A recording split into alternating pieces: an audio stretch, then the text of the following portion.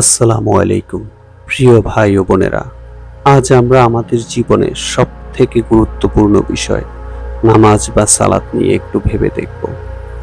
আমরা অনেকেই মুসলমান, নামের মুসলমান, জন্মসূত্রে মুসলিম হয়েছি, পরিচয় দিই মুসলমান হিসেবে, কিন্তু বাস্তবে আচরণে আমলে কতটুকু মুসলিম আমরা?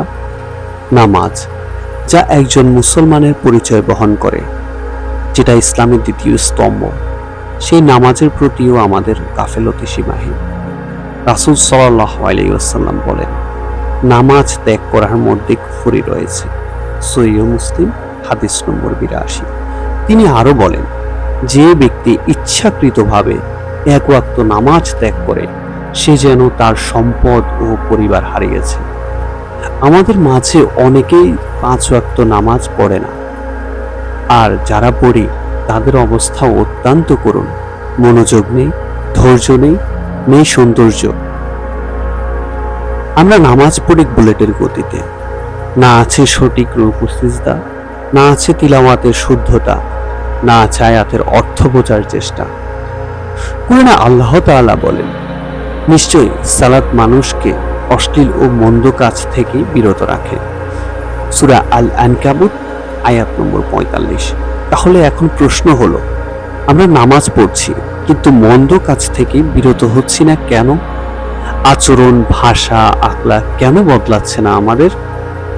কারণ আমাদের নামাজে নেই খুশুখুজু, নেই অনুভূতি, নেই আল্লাহর সামনে দাঁড়ানোর ভয়। ভাই ও বোনেরা, আসুন আমরা সালাত আদায় করে ধৈর্যের সাথে, মনোযোগ দিয়ে, শুদ্ধ উচ্চারণ দিয়ে, আয়াতের অর্থ অনুধাবন করে। নামাজে আমাদের চোখ থাকবে সিজদার জায়গায়, উপরে নয়, ডানে বামে নয়। মন থাকবে আমি আল্লাহর সামনে দাঁড়িয়ে আছি, তিনি আমাকে দেখছেন, শুনছেন, জানেন আমি কেমন করে ইবাদত করছি। কোরআনে বলা হয়েছে, আমি জিন ও মানব জাতিকে সৃষ্টি করেছি শুধুমাত্র আমার ইবাদতের জন্য। সূরা আয-যারিয়াত আয়াত নম্বর ৫৬। আমরা যদি নামাজ না পড়ি, তাহলে এতে আল্লাহ সুবহানাহু ওয়া তাআলার কিছু যায় আসে না। নামাজ পড়ব কারণ এটা আল্লাহর আদেশ। আমরা নামাজ পড়ব দুনিয়ার কোনো লাভের আশায় নয়, বরং একমাত্র আল্লাহর সন্তুষ্টির জন্য। কারণ এটা আমাদের দায়িত্ব, আমাদের উপর ফরজ। প্রিয় মুসলিম ভাই ও বোনেরা, আসুন আর অবহেলায় নয়, নামাজের প্রতি শ্রদ্ধা ফিরিয়ে আনি।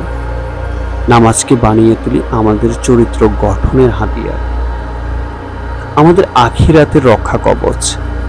আজ থেকেই এই ভিডিওর পরে চেষ্টা করি খুশু সহকারে, অর্থ বুঝে, পরিপূর্ণ মনোযোগ দিয়ে নামাজ পড়ার।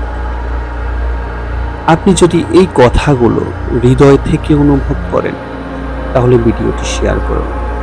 হয়তো কারো সালাত নতুন শুরু হবে, হয়তো কেউ ফিরে আসবে আল্লাহর দিকে।